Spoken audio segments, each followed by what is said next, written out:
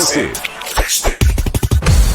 8 horas e 38 minutos aqui no Jornal Gente da Rádio Bandeirantes. O vice-presidente da República, Geraldo Alckmin, disse ontem o seguinte: somos, nós, Brasil, a bola da vez na atração de investimento para o mercado de carbono. O governo enxerga hoje, boa parte dos empresários também, uma grande oportunidade para o Brasil nesse mercado que tem crescido a cada ano. Palavras aqui do vice-presidente da República. Onde é que eu fabrico bem, barato e consigo compensar a emissão de carbono?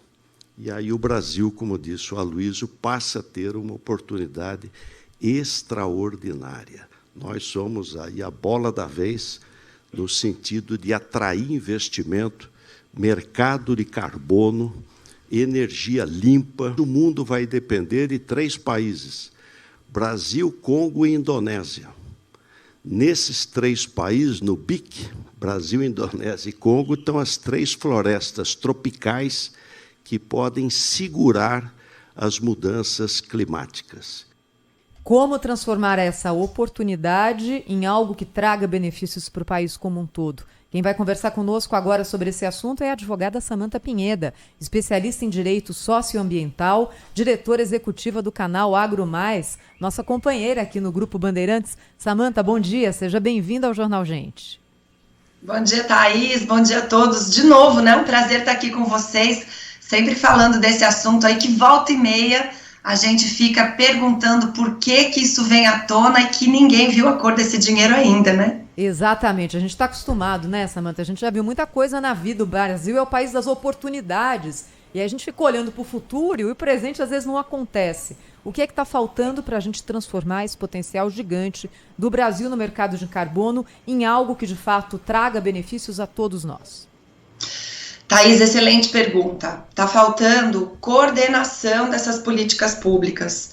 Enquanto o vice-presidente da República, atual ministro de Indústria e Comércio do Brasil, que está aí olhando para o empresariado, está enxergando essas oportunidades que de fato existem, a gente vê no mundo, né, o ano passado foram bilhões movimentados em mercado de carbono voluntário. Vamos fazer a diferenciação para o nosso ouvinte aqui. Mercado de carbono regulado é aquele onde existe uma obrigação de diminuição de emissão ou que existe uma obrigação de compensação. E mercado voluntário é para aqueles que querem ser net zero, querem ser sustentáveis por uma questão de reputação, por uma questão de consumidor. E esse mercado voluntário está muito movimentado no planeta.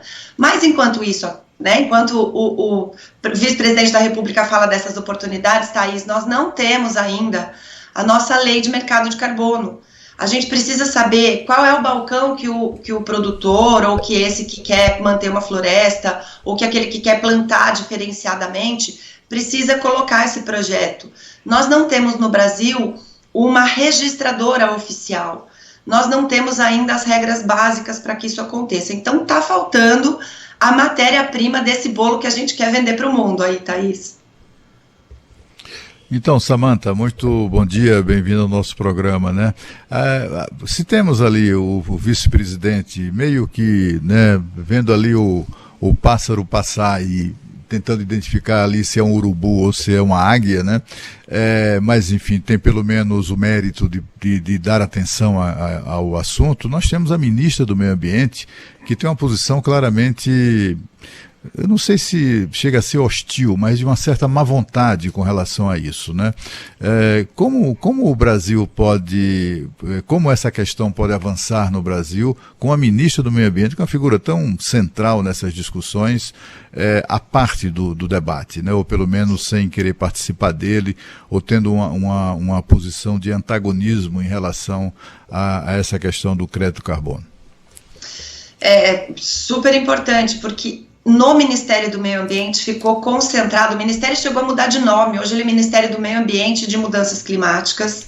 Existe uma secretaria dentro deste Ministério que trata desses assuntos de carbono, que deveria tratar, mas existe também um certo racha. A gente não pode ignorar que existe entre o setor produtivo e as ONGs uma animosidade, existe uma certa desconfiança, falta de transparência nos processos geridos pelas ONGs. E ontem, nesse evento onde o ministro, o vice-presidente da República falou também o Aloysio Mercadante, que é o presidente do BNDES, dizendo o seguinte: com base no MAP Biomas, nós bloqueamos 58 concessões de crédito ao agro por desmatamento ilegal.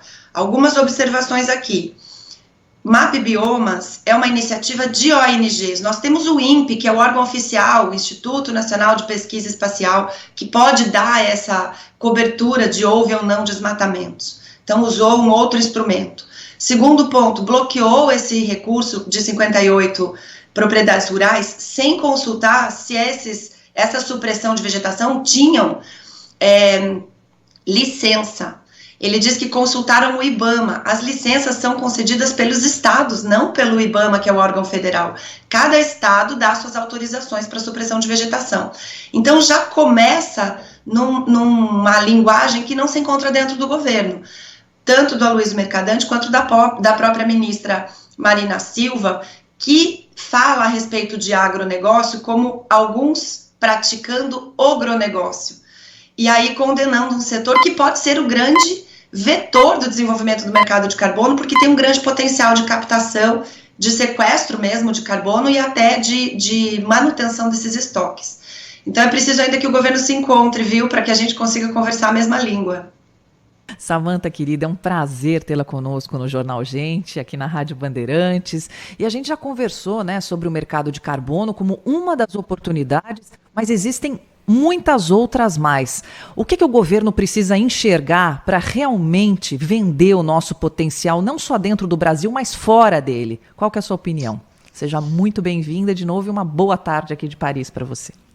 Obrigada, Sônia, minha querida, tenho um carinho especial. A Sônia, gente, é uma das... Todo mundo sabe que eu não sou jornalista, né? Eu sou advogada. A Sônia é a pessoa que me inspira. Fico olhando para ver como é que ela faz para a gente tentar comunicar muito bem. Então, que bom, é um grande prazer estar aqui com você. Você é uma grande comunicadora, minha amiga.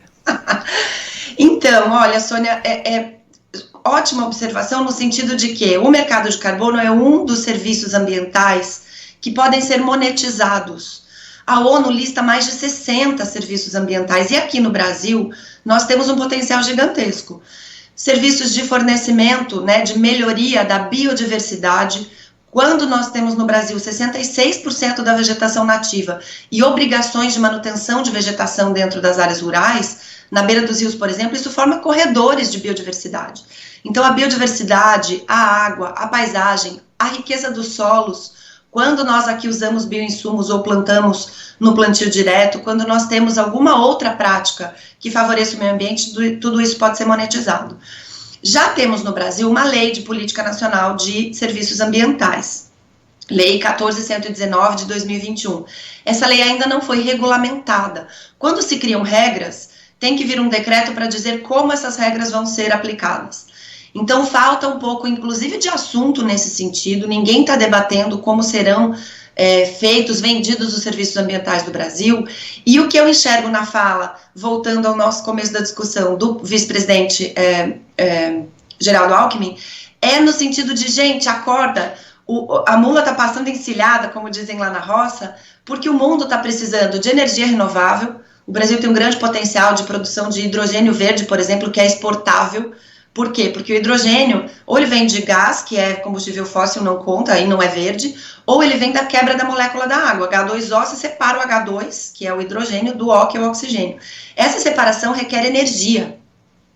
E a energia da Europa, dos Estados Unidos, da China, é energia fóssil, carvão, petróleo, gás. Aqui no Brasil, essa energia é limpa, hidrelétrica, biocombustível. Então nós podemos fazer um hidrogênio verde para exportar. Não vejo políticas sendo desenvolvidas nesse sentido. Então todos os serviços ambientais, Sônia, eles estão aí sendo uma demanda mundial e o Brasil precisa correr para fazer a regulamentação e lembrando, a lei existe, o decreto depende do governo, não depende mais do Congresso Nacional. Precisa regulamentar esses serviços ambientais e colocar isso para rodar de fato, trazendo a ministra Marina Silva para dentro, muito bem observado. A Marina Silva parece que está alheia a essa discussão, né? Precisamos conversar, de novo, convergência nas pautas governamentais é o que está faltando. Doutora Samanta, muito bom dia. O Pedro também tem uma pergunta para a senhora aqui, para a gente aprofundar mais esse assunto, né?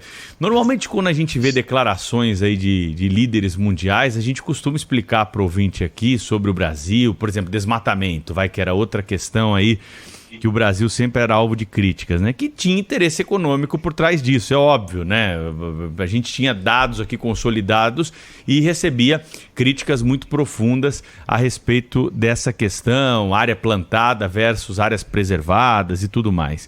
O governo brasileiro e as empresas, na avaliação da senhora, estão sabendo fazer a lição de casa da comunicação a respeito das práticas aí voltadas para carbono zero e tudo mais que hoje está na ordem do dia, ou nós também sofremos aí o risco de sermos atacados desse ponto de vista justamente pelos mesmos motivos econômicos?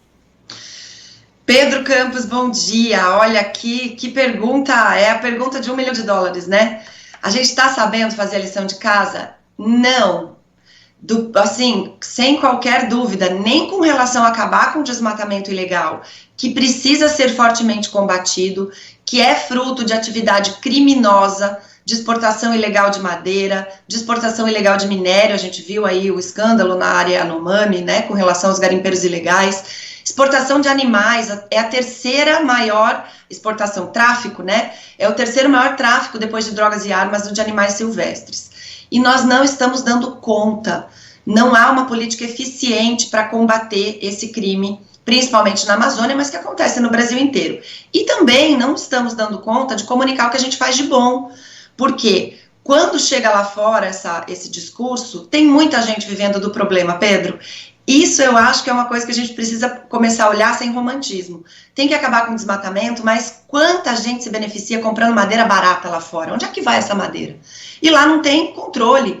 Quem recebe a madeira do Brasil, a gente não consegue ter qualquer tipo de sanção ou de punição ou de repreensão desse crime. Eu vou contar muito rapidamente aqui uma outra história. Nós temos aqui no Brasil um grupo de artesãos que desde os seus avós fabricam violinos, tanto a caixa do violino quanto a vara, né, o arco e a vara do violino. E o violino é feito, para quem não sabe, de pau-brasil, é a madeira que melhor dá uma acústica nesse instrumento. Pois, pasmem, nós tivemos embargados pelo IBAMA, todos os artesãos do estado do Espírito Santo continuam com essa atividade embargada, porque usam 5, 6 árvores de pau-brasil por ano e reflorestam. Enquanto isso, a gente tem denúncia, sem a gente poder conseguir fazer alguma coisa, de que lá na Itália eles estão recebendo esse pau-brasil ilegal e estão fabricando os violinos que nossos artesãos faziam aqui. Então a gente não está sabendo fazer a lição de casa. É preciso que a gente olhe para isso com mais seriedade, que a gente tenha um plano, que a gente divida esse plano com os setores que podem ajudar e coloque isso em prática. Samanta Pinheda, conosco aqui no Jornal Gente, Cláudio.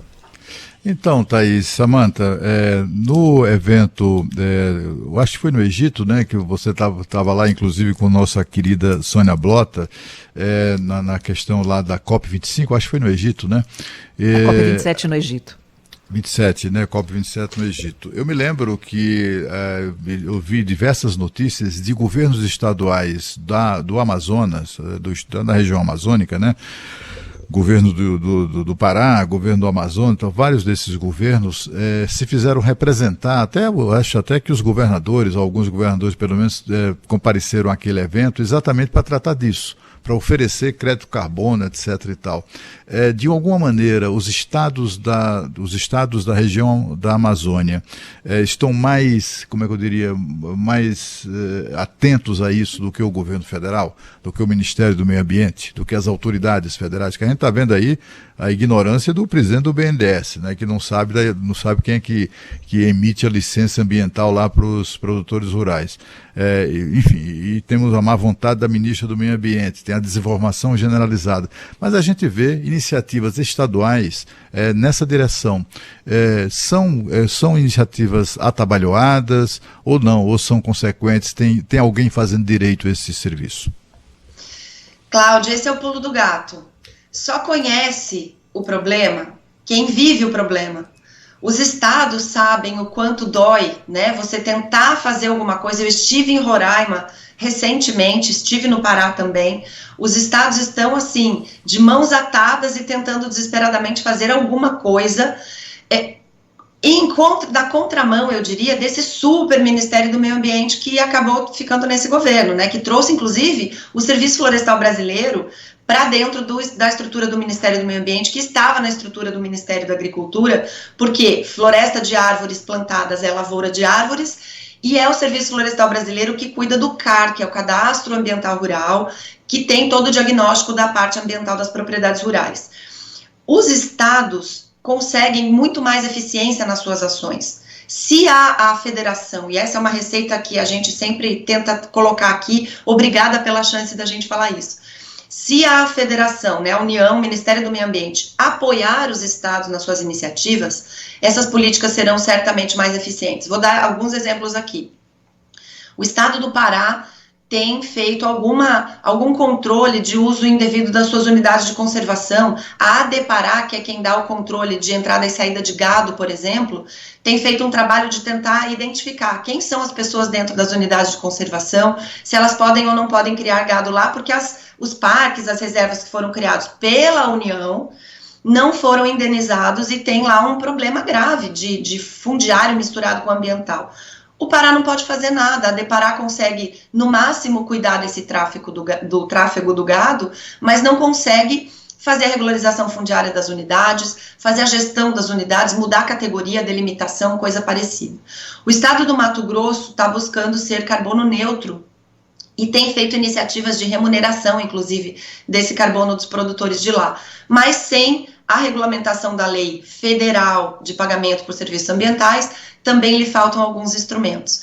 Então, a gente tem dentro dos estados uma inteligência, um conhecimento que poderia ajudar, uma estrutura que poderia ajudar, mas, como está tudo muito concentrado na União, isso fica capenga. Lá na COP27, como você bem lembrou, nós tínhamos inclusive um estande dos governadores da Amazônia, onde o presidente Lula nem tinha assumido ainda. Ele foi convidado a visitar esse estande e recebeu dos governadores uma carta com o seguinte pedido: por favor, nos deixe participar das políticas ambientais voltadas à Amazônia, porque nós temos iniciativas, conhecimento, gente, descentralização, né, nos próprios municípios, e por enquanto isso ainda não aconteceu, Cláudio, continua tudo muito centralizado na União.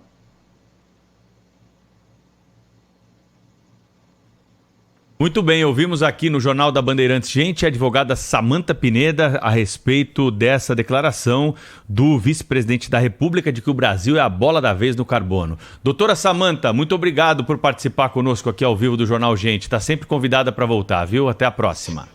Até, Pedro. Obrigada. Um beijo grande a todos. É sempre um prazer. Um ótimo dia para vocês. Abraço.